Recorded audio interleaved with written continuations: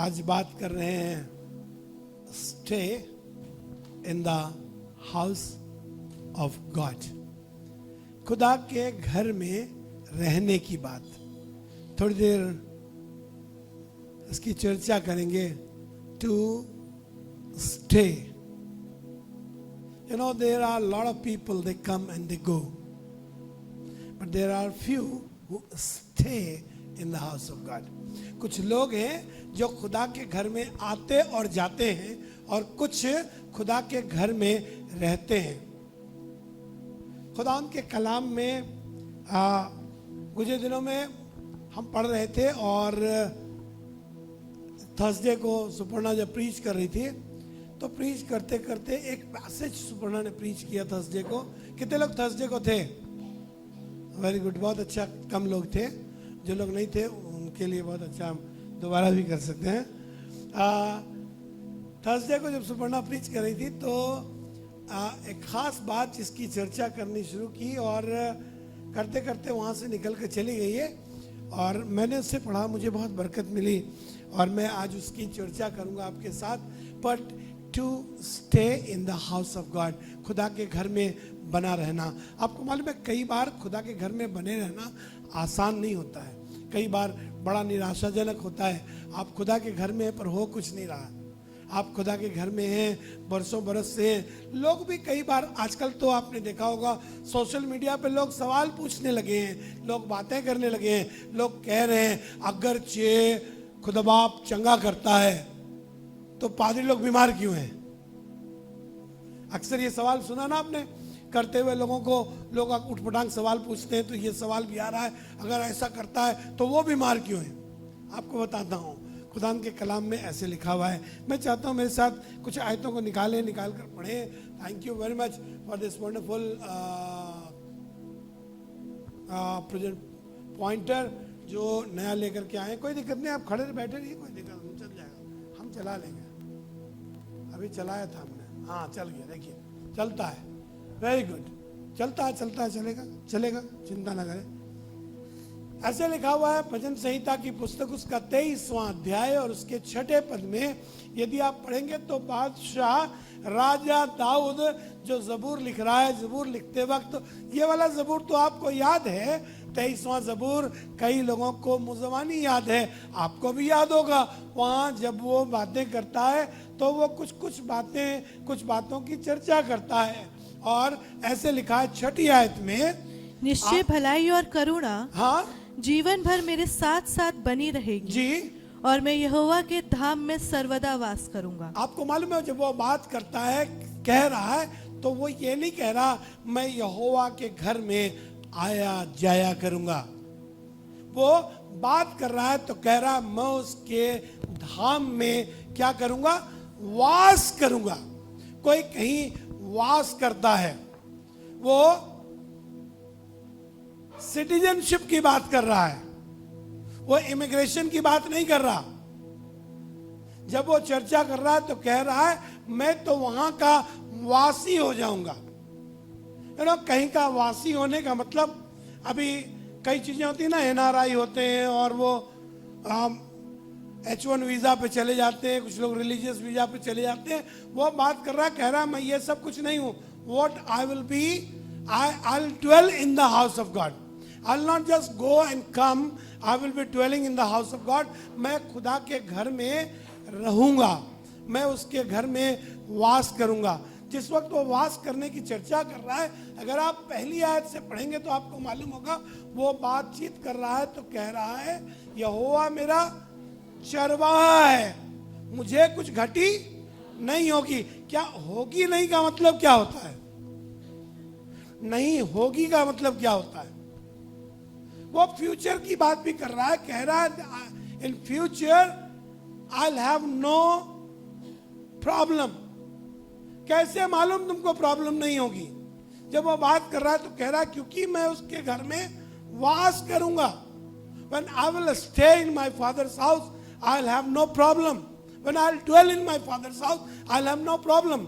आपको याद है मुशर्रिफ बेटे की बात? मुशर्रिफ बेटा जब बातचीत कर रहा था तब उसने अपने मन में ये बात कही थी। क्या कहा था? उसने कहा था मेरे बाप के, क्या कहा था, मेरे बाप के घर में क्या, नौकरों को भोजन से अधिक मिलता है, उसको मालूम है मेरे बाप के घर में घटी नहीं होगी, बाप के घर में घटी नहीं होगी, इसलिए मैं बाप के घर में बना रहूंगा, मैं वहां रहूंगा, आऊंगा जाऊंगा, खाली नहीं, वहां छोड़ कर गया था बाप का घर। तो उसे मालूम हो गया, उसने कहा मैं यहां सुअरों की फलियां बीन रहा हूं, मैं यहां सुअरों का खाना खा रहा हूं और यह भी नसीब नहीं हो रहा, इसलिए क्योंकि मैं बाप का घर छोड़ कर आया हूं। अगर आप मुसरिफ बेटे की कहानी 15वें अध्याय में पढ़ेंगे लूका रचित सुसमाचार में, तो वहां लिखा हुआ है एक दिन मुसरिफ बेटे ने बाप से अपनी प्रॉपर्टी का हिस्सा मांगा था। मैं रास्ते में बरेली से लौटते वक्त या जाते वक्त मैं और श्रुति बहुत बातें कर रहे थे, बहुत सारी बातें कर रहे थे, और बात हो रही थी कि कैसे कभी कभी खुदा का घर छोड़ने के बाद भी आपको एहसास नहीं होता कि आपके पास से कुछ चला गया। बहुत से लोगों को नहीं मालूम होता कैसा फील करते हैं, शुरू शुरू में कुछ फील नहीं होता। आपको बताऊं, मैं इसको एक्सप्लेन कर रहा था, जब मुसरिफ बेटा बाप से अपनी संपत्ति का हिस्सा मांग कर गया, पढ़ा ना, कितने लोगों ने पढ़ा है मुसरिफ बेटे की कहानी, मालूम है आपको मुसरिफ बेटे की कहानी ना, ऊपर वालों तुमको मालूम है ना, प्रेज द लॉर्ड, ऊपर वाले को तो सब मालूम है ही है,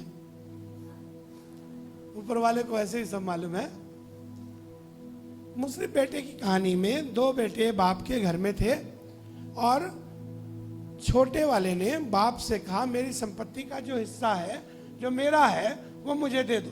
वो लेकर गया, लेकर चला गया। 10-12 आयतों में सारी कहानी खत्म हो जाती है, पर जब आप पढ़ेंगे तो आपको मालूम पड़ेगा, मतलब बिटवीन द लाइन पढ़ेंगे जब आप, तो आपको समझ में आएगा। वो बाप से संपत्ति का हिस्सा मांग कर गया। लिखा है अभी बहुत बरस नहीं बीते थे, बहुत समय नहीं हुआ था, पर उसने अपनी सारी संपत्ति क्या की, कुकर्म में उड़ा दी। कितने दिन में उड़ाई होगी?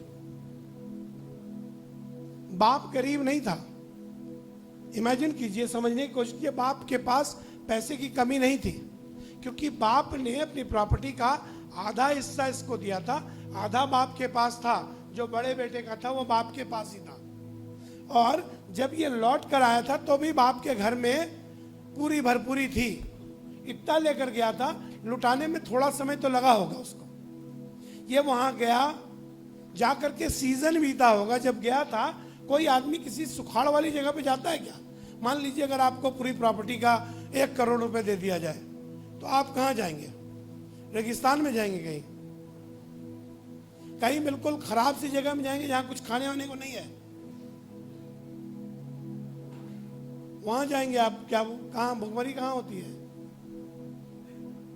कहाँ होती है? ज्योग्राफी मालूम है किसी को? भुखमरी कहाँ होती है? सोमालिया। आप सोमालिया जाएंगे, अपने 1 करोड़ रुपए लेकर के सोमालिया जाएंगे। अगर आपको जाने का मन भी करेगा तो आप कश्मीर जाएंगे, कम से कम कहवा पीने को तो मिलेगा। ये प्रॉपर्टी का सारा हिस्सा लेकर गया। जाने के बाद वहां दूसरा सीजन आया है, जब कंगाली आई है, जब भुखमरी आई है, जब अकाल आया है। उस सीजन में भी जिसके पास पैसा होता है वो फिर भी खाना उपलब्ध करा लेता है। इसको खाना मिलना बंद हो गया जब पैसा खत्म हो गया, जब चीजें खत्म हो गई, तब ये वहां पर सब कुछ, इसको बाप का घर याद आया है। लेट मी टेल यू, बाप का घर जल्दी से याद आता नहीं है, आता तब याद है जब बाहर मार पड़ती है। जब बाहर मार पड़ी है, बाहर खाना नहीं मिल रहा, जब इससे सब कुछ खत्म हो गया, तब इसे याद आया मेरे बाप के घर में। Stay in the house of God, why? Because there is blessing in the house of God. वो कह रहा है मुझे मेरे बाप के घर में कोई कमी नहीं होगी। मैं अंधकार से भरी हुई घोर तराई में से होकर के चलूंगा, फिर भी मैं डरूंगा नहीं। आई हैव नो फियर, मुझे किसी किस्म का कोई डर, दाऊद कह रहा है ना, मुझे कोई डर क्यों नहीं है डर? क्योंकि मैं बाप के घर में हूं, मैं बाप के घर में हूं। एक वियर्ड सा एग्जांपल देता हूं।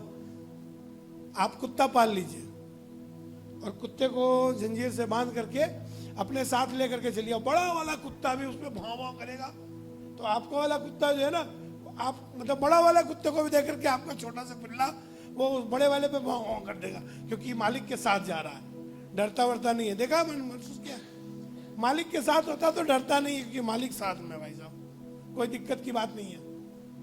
आसमान का खुदा, जब आप खुदा के साथ हैं, वो तो मालिक से बहुत बड़ा है, मुझे कुछ डर नहीं लगेगी। लिखा है मेरे चारों ओर चाहे दुश्मन हो, पर मेरे, वही तो लिखा है ना 23 में, क्या लिखा है 23rd साम में लिखा क्या है, तू मेरे, नहीं बताइए, तू मेरे सताने वालों के सामने, पता नहीं, तू मेरे दुश्मनों के रूबरू मेरे लिए मेज बिछाता है। बाप रे, खुदा बाप, डरने की कोई बात ही नहीं है। क्यों? क्योंकि मैं खुदा घर में रहता हूं। दुश्मन है, वो ये नहीं कह रहा दुश्मन नहीं है, वो कह रहा दुश्मन तो है, पर दुश्मन के सामने तू मेरे लिए क्या करता है, दस्तरखान लगा देता है। बाप रे, पूरा लवाजमात लगा हुआ है, सब कुछ तैयार है, क्योंकि मैं बाप के घर में हूं। जल्दी से आपको कुछ जगहों पर लेकर के चलना मांगता हूं। मैं चाहता हूं मेरे साथ एक आयत निकालें जो आपको लूका रचित समाचार उसके 13वें अध्याय में मिलेगी। लूका रचित समाचार 13वां अध्याय उसका 10वें पद से आगे पढ़िएगा जी। सबत के दिन हाँ, वो एक आराधनालय में उपदेश कर रहा लिखा, था। सबत के दिन यीशु मसीह एक आराधनालय में उपदेश कर रहा था। वहाँ एक स्त्री थी, वहां एक स्त्री थी जिसे 18 वर्ष से जी, एक दुर्बल करने वाली दुष्ट आत्मा लगी थी, हाँ, और वो कुबड़ी हो गई थी और किसी रीति से सीधी नहीं हो सकती आपको थी। मालूम है, लिखा है खुदा कलाम में, वो एक औरत थी, 18 साल से कुबड़ी हो गई थी, वो ऐसी हो गई थी, ऐसी, और वो किसी रीति से सीधी नहीं हो सकती थी। हाँ, यीशु ने उसे देखकर बुलाया हाँ, और कहा, हे नारी, हाँ, तू अपनी दुर्बलता से छूट गई। आपको मालूम है कहां बात हो रही है? कई बार आप खुदा के घर में हैं, आपको प्रॉब्लम है, पर प्रॉब्लम के बाद भी खुदा के घर में बने रहो।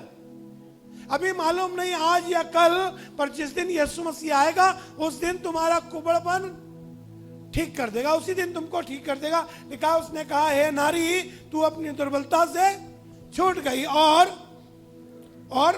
तब उसने उस पर हाथ रखे, हाँ, और वो तुरंत सीधी हो गई। और कैसे? वो तुरंत सीधी हो गई। जब आप पढ़ेंगे आपको मालूम पड़ेगा, जब आप रिसर्च मारेंगे तो आपको पता लगेगा, she was like this for many years, बहुत सालों से ऐसे थी, पर थी फिर भी खुदा के घर में। हो सकता है आपका समय आज नहीं आया, खुदा कलाम में लिखा है हर एक बात का एक समय है, नियुक्त समय है। नियुक्त समय पर जब वो फरिश्ते आकर कुंड का पानी हिलाया करते थे, नियुक्त समय है। आपका भी नियुक्त समय है। मेरी आपकी प्रॉब्लम यह है, कई बार हम रुके रुके घबरा जाते हैं, हमको लगता है बहुत हो गया यार, अब नहीं हो पाएगा, बहुत ज्यादा हो गया है, इतने सालों से रुके हुए हैं, इतने सालों से इंतजार कर रहे हैं, खुदा शायद आज करेगा, खुदा शायद कल करेगा, अभी कुछ हो नहीं रहा। एक और जगह पर आपको लेकर चलना मांगता हूं जहां से इस कलाम की शुरुआत की हमने। लिखा है खुदा कलाम में, लूका रचित समाचार, इसी लूका रचित समाचार में उसके पहले अध्याय में चलिए, फर्स्ट चैप्टर यहां पर एक याजक के विषय में लिखा है। प्लीज, चल नहीं रहा यहां से, जब चला तो ज्यादा चल गया। लूका रचित समाचार पहला अध्याय उसका 8वां पद जी। जब वो अपने दल की पारी पर, सुनिए, ये एक याजक के बारे में लिखा है। It talks about a priest. एक याजक है, थोड़ी देर सोच कर देखिए, इमेजिन कीजिए, एक याजक है, एक पादरी साहब है, एक याजक है, याजक ये बचपन से नियुक्त कर दिए जाते हैं। ये अच्छे घराने का है, गुड फैमिली का है, इसका काम ही सिर्फ परमेश्वर की सेवा टहल करना है। याजक है, इसकी शादी हो चुकी है, इसकी बीवी है, इसकी बीवी का नाम एलिशबा है, एलिशबा इसकी बीवी है, ये याजक है। अभी सवाल पूछ रहे हैं ना, अगर खुदा का है, अगर खुदा है तो ये बीमार क्यों है? ये इसकी बड़ी प्रॉब्लम है, बहुत बड़ी प्रॉब्लम है। प्रॉब्लम क्या है? इसकी औरत बांझ कहलाती है। बांझ, बैरन कहते हैं इसे कहते हैं इसकी औलाद पैदा नहीं हो सकती है। It was kind of abuse, एक किस्म की गाली है ये। इसकी औरत बांझ कहलाती है, ये खुदा का खादिम है। पढ़िए जी। जब वो अपने दल की पारी पर जब वो अपनी दल की पारी पर परमेश्वर के सामने याजक का काम करता था, हाँ, तो याजकों की रीति के अनुसार उसके नाम पर चिट्ठी निकली। सुनिएगा, ये काम करता है, ये ऐसे समझ लीजिए कि ये बहुत सारे प्रीस्ट में से एक प्रीस्ट है, और जब इसकी बारी आती है तो ये प्रीच करता है, ऐसा समझ लीजिए। एक्चुअली ऐसा नहीं है, है तो ये कि महापवित्र स्थान में जाने की बारी आती है, उसकी चिट्ठी डाली जाती है, जिसकी चिट्ठी निकलती है वो महापवित्र स्थान में जाकर परमेश्वर की सेवा करता है। ये याजक की सेवा कर रहा है, याजकीय सेवा में है, पादरी साहब है। बच्चा नहीं है इसकी बीवी को, बुढ़ा हो चुका है, औरत भी बुढ़िया है, बहुत जमाना बीत गया है, कर्ज है, फिर भी सेवा कर रहा है। पॉइंट ये नहीं है इसकी चिट्ठी निकली है, इसकी बारी आई है, इसकी बारी आई है कि नहीं आई है, पर बात यह है इसने खुदा की खिदमत के काम को छोड़ा नहीं है। हालेलुया।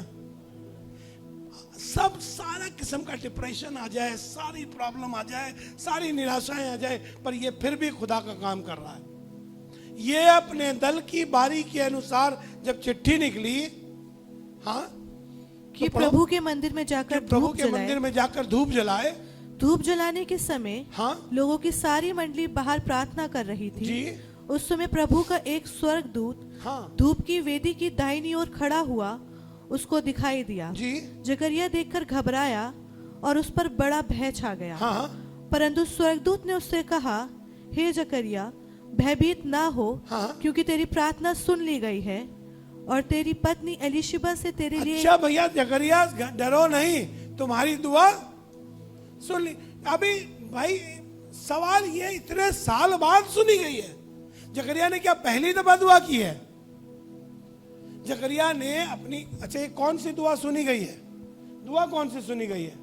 तेरी ये बीवी एलिशिबा, पढ़ो बेटा पढ़ो। और तेरी पत्नी एलिशिबा से तेरे लिए हाँ? एक पुत्र उत्पन्न होगा। अच्छा, दुआ ये सुनी गई है कि बेटा पैदा होगा।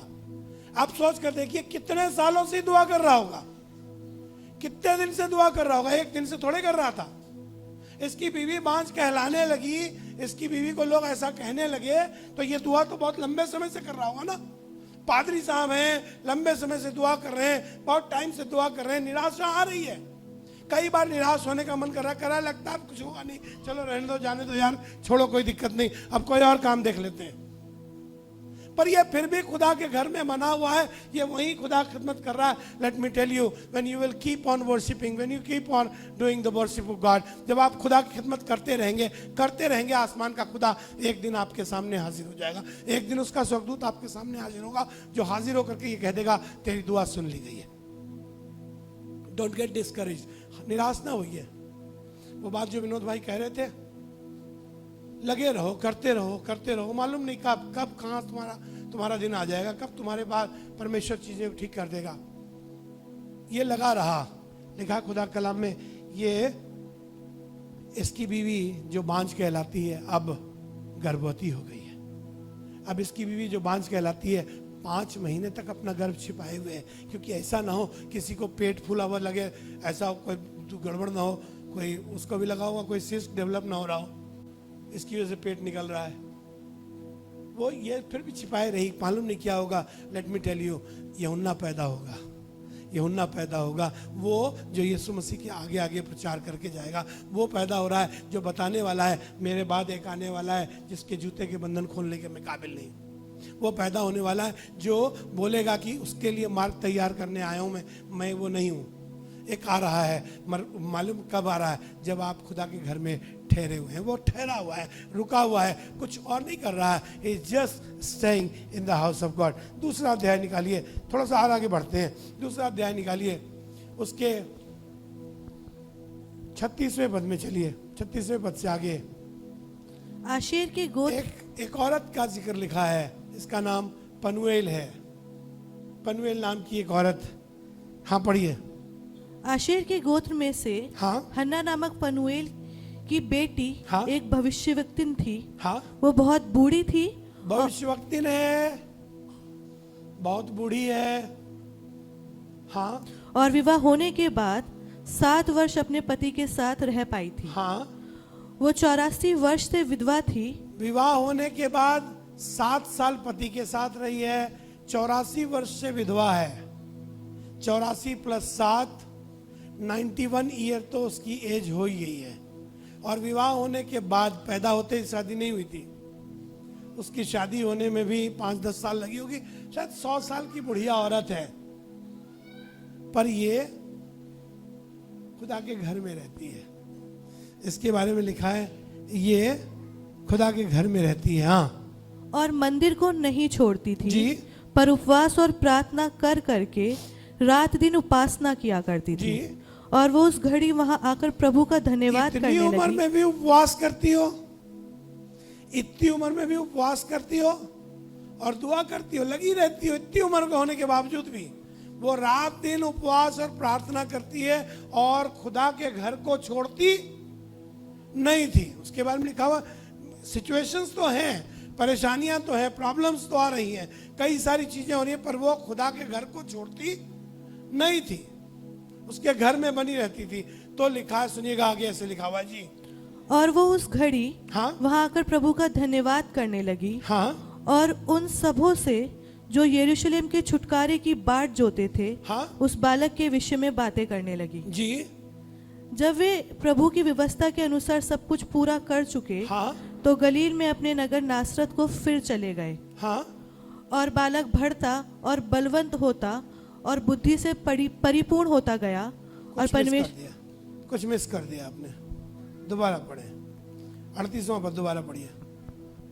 और वो उस घड़ी वहां हाँ। आकर प्रभु का धन्यवाद करने लगी। हाँ और उन सबों से जो यरूशलेम के छुटकारे की बाट जोते थे हाँ उस बालक के विषय में बात करने लगी। हाँ जब वे प्रभु की व्यवस्था के अनुसार, हाँ सुनिएगा ऐसे लिखा हुआ है, वो उस बालक के विषय में बात करती रही। उसने यीशु मसीह को अपने गोद में लिया और फिर उसने कहा मैंने उद्धार को अपनी आंखों से देख लिया है। कोई आयत है जो मिस हो गई है, पर वो बात कर रही है क्योंकि कौन देख रहा है उद्धार को, परमेश्वर की सामर्थ्य को कैसे देख पा रहे हैं। When you will stay in the house of God, when you will continue in the house of God, you will see one day salvation. एक दिन आप उद्धार को देखने पाएंगे, आप उद्धारकर्ता को देखने पाएंगे। पर ये उद्धार दिखाई तब देगा जब मैं और आप आसमान के खुदा के घर में बने रहेंगे।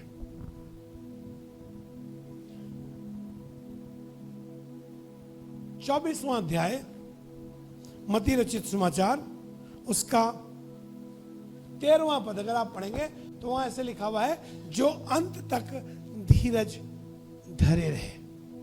कब कब तक? जो अंत तक। अंत कब है?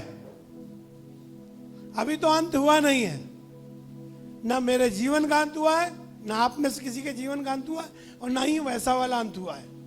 लिखा है जो अंत तक धीरज धरे रहे उसी का उद्धार होगा। और किसी के बारे में नहीं लिखा है जो अंत तक धीरज धरेगा। कई बार मैं बहुत देर तक ठहरा नहीं रहता हूं। मैं शुरुआत करता हूं, मैं बहुत से लोगों को जानता हूं, ढेरों लोगों से मेरी मुलाकात होती है, बातचीत होती है, मैं जानता हूं, लोगों से बात करता हूं, 1 to 1 बात करता हूं। बहुत से लोग हैं जिन्होंने अपना दशवांश देना शुरू किया। वो 2 दिन देना शुरू किया, 1 महीने दिया, 2 महीने दिया, 4 महीने दिया, फिर उनको लगा इससे कुछ ज़्यादा फायदा नहीं हो रहा, फिर उन्होंने छोड़ दिया, क्योंकि वो लगातार कंटिन्यू नहीं कर पाए।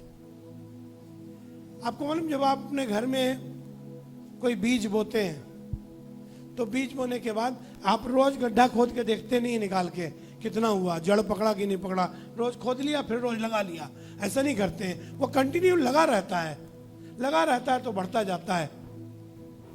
हम बहुत से पासवानों से बात करते हैं, ढेरों लोगों से, ढेरों पास्टर से बात करते हैं, जो चर्च चलाते हैं उनसे बात करते हैं। हम अपनी कलीसिया का जितना कलीसिया की आमदनी होती है उसका दशवांश लखनऊ भेजते हैं अपने मदर चर्च में। बहुत से पासवान है वो नहीं करते इस काम को, बहुत से पासवान है वो चूक जाते हैं। मालूम है क्यों? मैं उन लोगों से बात करता हूं तो बताता हूं होता क्यों है। जब आमदनी बढ़ने लगती है ना, जब कम था तो हम क्या कर रहे थे? हम खुदा बाप से कहते, खुदा बाप तुम ही सहारा हो, तुम्हारे अलावा कोई नहीं हमारा है, तुम ही कुछ करो। पर जैसे जैसे हमारी आमदनी बढ़ने लगी, हमारी दसवांश का अमाउंट बढ़ने लगा। हमारी आमदनी बढ़कर अब 1 लाख रुपए हो गई तो दसवांश अब 10,000 निकलता है। अब हमारी आमदनी बढ़ के 5 लाख हो गई तो दसवांश 50,000 हो गया। 50,000 50,000 देना पड़ेगा। अब भारी लग रहा है, पर पहले तो कुछ और कहा था। आपको किस्सा याद है?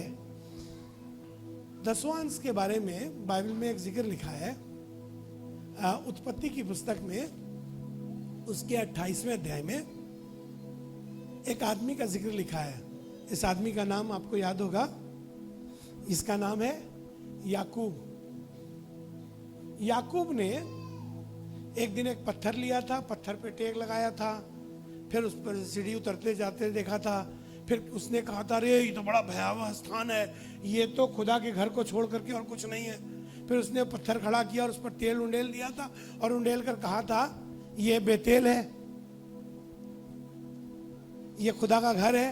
और फिर वहां उसने 22वें पद में, अगर हमने निकाला तो पढ़िए 28वें अध्याय का 22वां पद, वहां उसने एक प्रॉमिस किया था।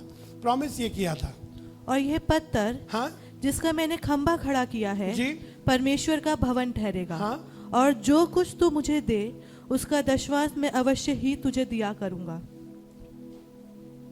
मालूम क्या कहा था? चलिए सब लोग बोलिए इस बात को। प्रॉमिस नहीं करा रहा हूं, सिर्फ बुलवा रहा हूं, घबराइएगा नहीं। कहीं आप सोचे धुप्पल में हमसे प्रॉमिस करवा लिया इन्होंने। मेरे साथ बोलिए, जो कुछ तू मुझे दे मैं उसका दसवांश निश्चय तुझे दिया करूंगा। ये याकूब ने दुआ की थी। पर जब याकूब ने दुआ की थी, मालूम उसके पास कितना था? कितना था? कितना था बताइए? कितना था? कुछ नहीं था, जीरो। तो जीरो पे ये दुआ की कि खुदा बाप जो कुछ तू मुझे देगा मैं उसका दसवांश तुझे दूंगा। फिर खुदा बाप ने उसे दिया इतना कि भेड़ें हो गई, बकरियां हो गई, ऊंट हो गए, लश्कर हो गया। ये जब अपने भाई से मिलने गया था तो किस्सा आपने पढ़ा, ये पहले एक लश्कर गया, फिर दूसरा लश्कर गया, फिर तीसरा गया, फिर एक और झुंड भेजा, फिर एक और झुंड भेजा, बहुत सारे झुंड भेजे थे। पर जब अपने मामा लाबान के घर से लौट रहा था ब्याह करके, अपने ढेर सारी औरतें लेकर के, क्योंकि एक औरत भी नहीं थी, उसके बाद 4 हो गई थी। राहेल थी, लिया थी, उसकी वाली दासी थी, उसकी वाली लौंडी थी, सब लेकर के और ढेर सारे बच्चे लेकर के जब लौट रहा था तो बेतेल ही नहीं गया। तो याद है किसी को कि नहीं? किसी को याद है वो किस्सा? जब वो लौट रहा था तो बेतेल नहीं गया। खुदा बाप से प्रॉमिस करके निकला था, खुदा बाप बेतेल में अपना दसवांश देकर जाऊंगा, और बेतेल छोड़कर निकल गया।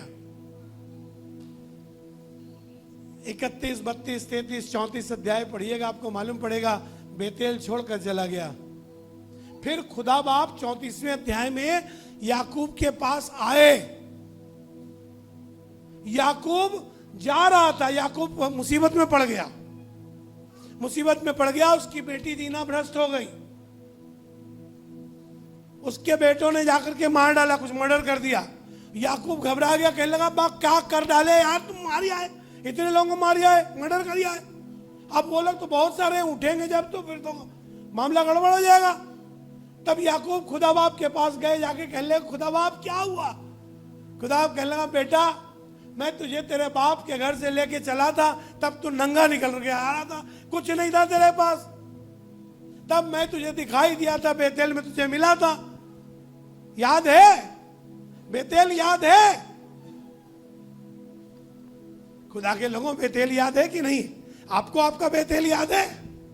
जब कुछ नहीं था, कई बार हमने भी अपने बेतेल में खुदा बाप से दुआ की। हमने कहा खुदा बाप अगर तुम मुझे बरकत दो, मैं बहुत ईमानदार रहूंगा, मैं चर्च जाया करूंगा, मैं इबादत किया करूंगा, मैं कुर्सियां पोंछूंगा, मैं झाड़ू लगाऊंगा, मैं काम करूंगा, मैं खिदमत का काम करूंगा, मुझे कुछ और काम नहीं चाहिए, मुझे झाड़ू लगाने का काम दे दीजिए, मुझे बेंच पोंछने का काम दे दीजिए, मैं तो ये काम करूंगा। अब कहने लगे नहीं नहीं मैं तो स्टेज का काम करूंगा, मैं तो स्टेज का काम करूंगा। तब कह रहे थे खुदा आप जो दोगे उसका 10वां देंगे। अब क्योंकि अमाउंट बढ़ गया देना भूल गए। लिखा खुदा कलाम में याकूब लौट कर वापस बेतेल को गया। पूरा कुनबा छोड़ के याकूब ये बेतेल लौट कर गया और जाकर के खुदा से अपनी मन्नत पूरी की। खुदा के घर में रहना मेरे आपके लिए बरकत की बात है। Stay in the house of God, खुदा के घर में रहे। एक आयत और पढ़वाना मांगता हूं आपको।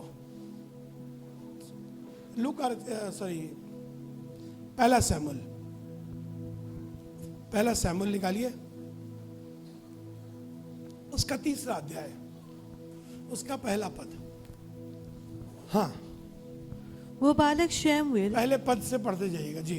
वो बालक शमूएल, वो बालक सैमुएल एली के सामने यहोवा की सेवा टहल करता था। एली के सामने यहोवा की सेवा टहल करता था। उन दिनों में यहोवा का वचन दुर्लभ था, हाँ, और दर्शन कम मिलता था। उन दिनों में जब यहोवा का वचन दुर्लभ था और दर्शन कम मिलता था, ये यहोवा की सेवा टहल करता था जी।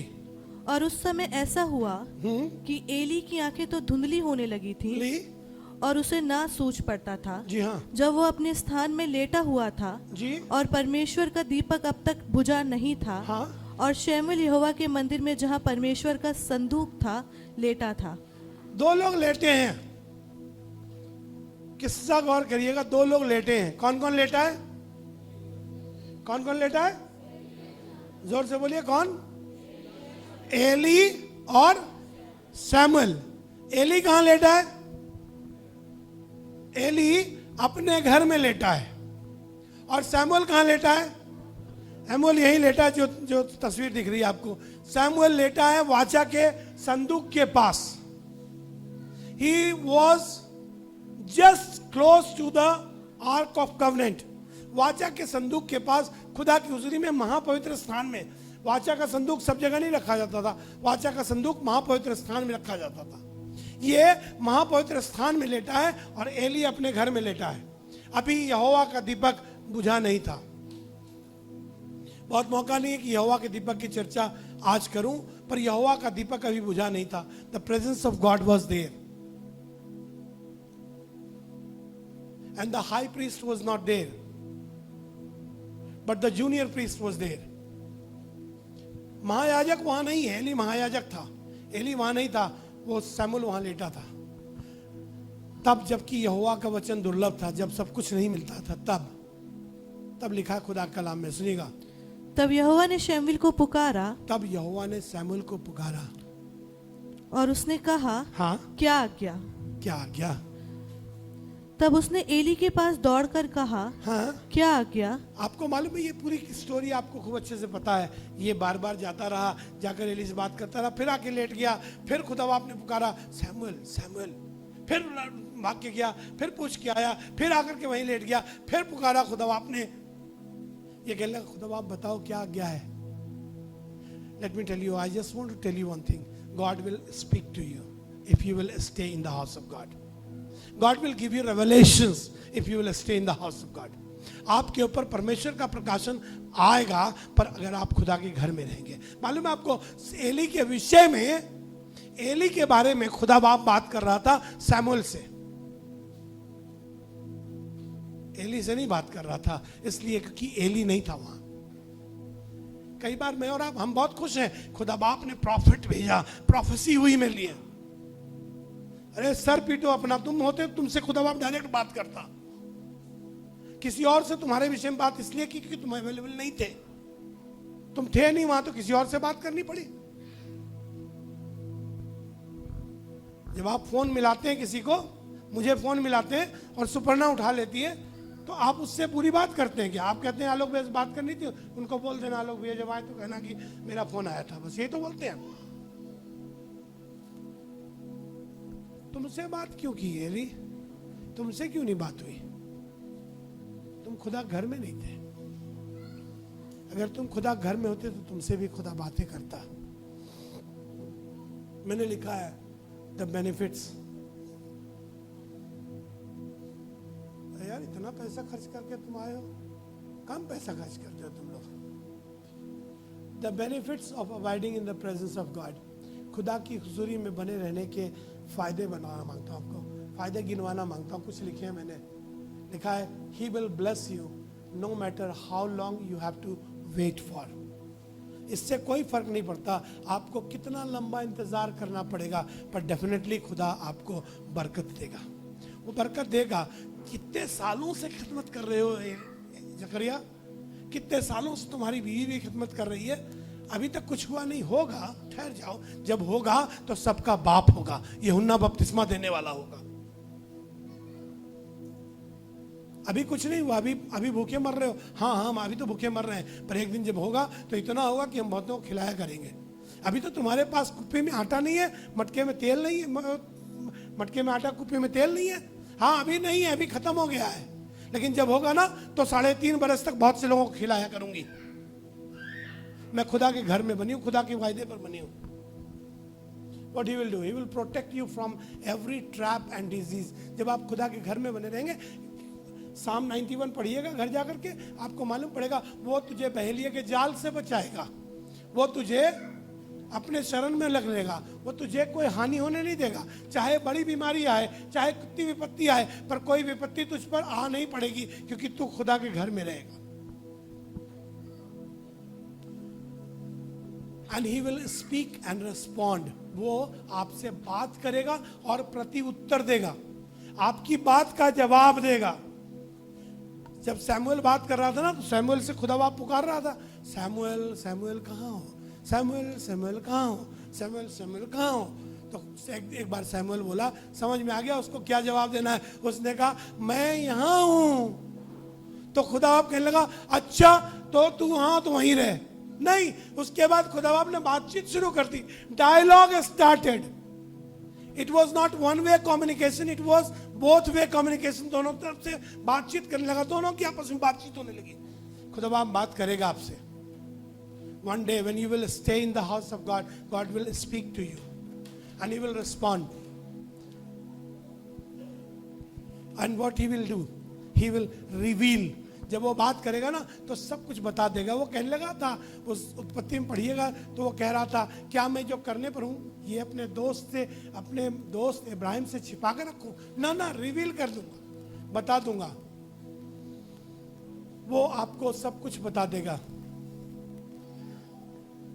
थोड़ा आगे, एंड व्हाट, वो आपको जवाब देगा। Psalm 91 जब आप पढ़ेंगे ना तो आपको मालूम पड़ जाएगा। 91 ज़बूर में उसकी पहली आयत से लेकर के आगे पढ़ते चले जाइएगा, आपको सब कुछ मालूम पड़ जाएगा। आसमान का खुदा वो सब कुछ आपके साथ करने को राजी है, बट सिर्फ इतना करना है, मुझे और आपको खुदा के घर में रहने की जरूरत है।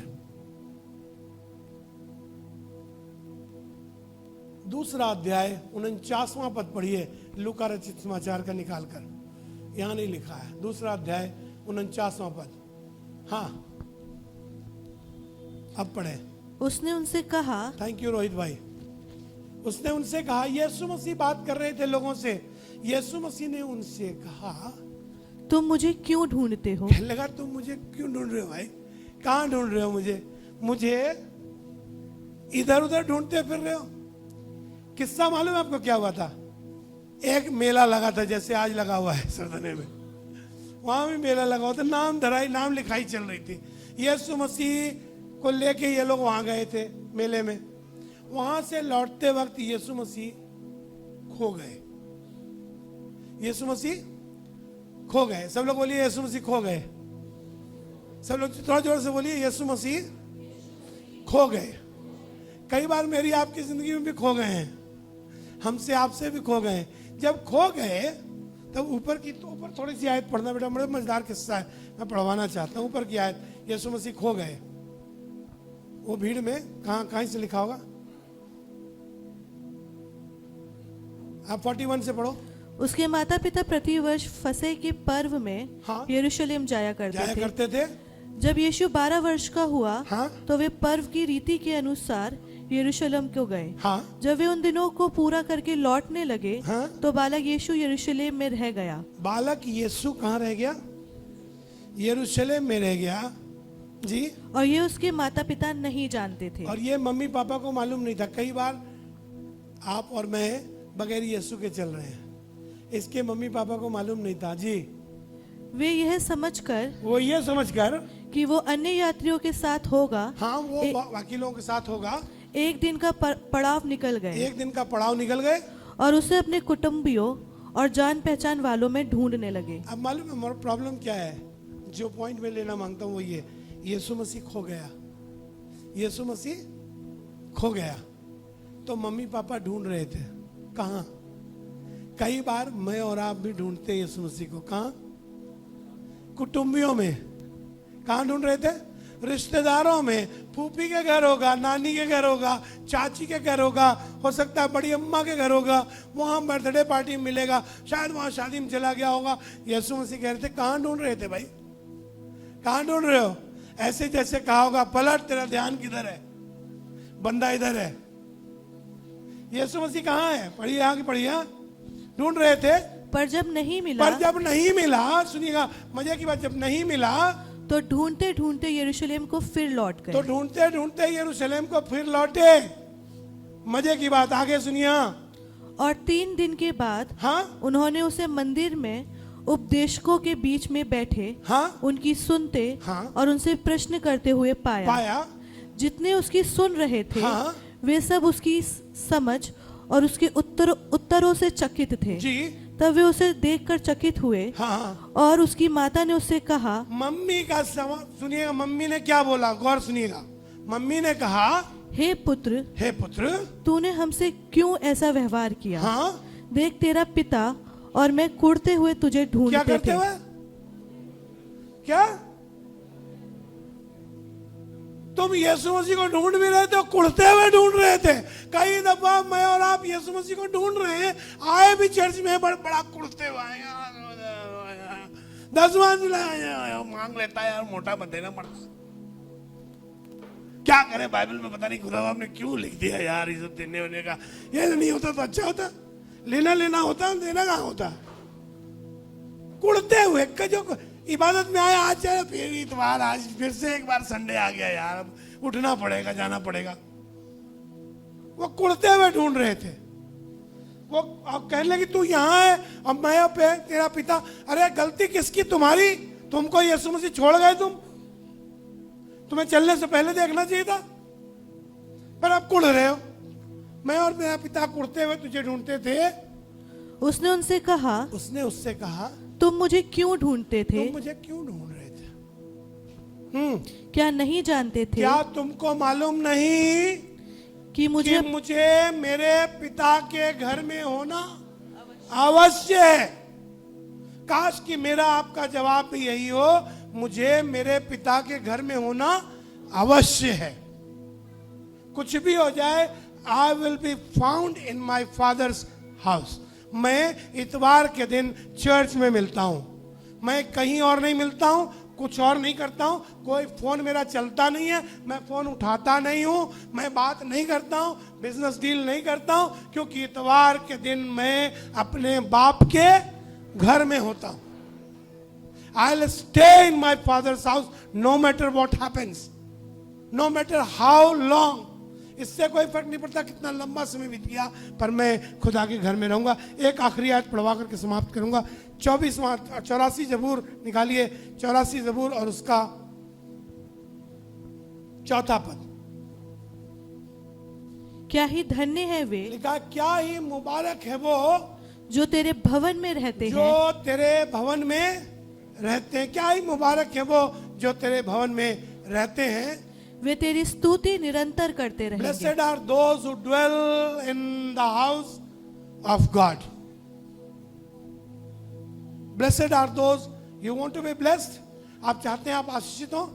Start dwelling in the house of God. दिन रात खुदा के घर की चिंता, खुदा के घर का ख्याल, खुदा के घर की बातें आपके दिमाग में, उसके अलावा और कुछ ना हो। कोई अड़ोसी पड़ोसी की बात ना हो, कोई रामलाल श्यामलाल ना हो। आपके दिमाग में हो तो खुदा बाप हो, खुदा का घर हो। खुदा आपको बरकत दे। God bless you.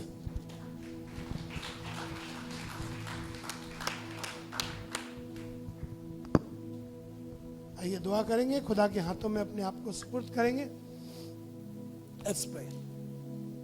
Thank you Jesus, thank you Lord. खुदावंद हम आपके शुक्रगुजार हैं, शुक्रगुजारी के साथ अपने आप को आपके हाथों में सुपुर्द करना चाहते हैं। दुआ करते हैं खुदावंद आपका फजल हम में से हर एक पर हो। काश कि हम आपके घर में बने रहें। बावजूद इसके कितना लंबा समय बीत गया है, बावजूद इसके क्या कुछ हो गया है, पर खुदावंद हमको तेरे घर में बना रहना, तेरी हुजूरी में बना रहना तुझे भाए, और तेरा नाम इन बातों से बहुत इज्जत पाने पाए। हमारी मदद कर खुदावंद, यीशु मसीह के नाम से मांगते हैं, आमीन।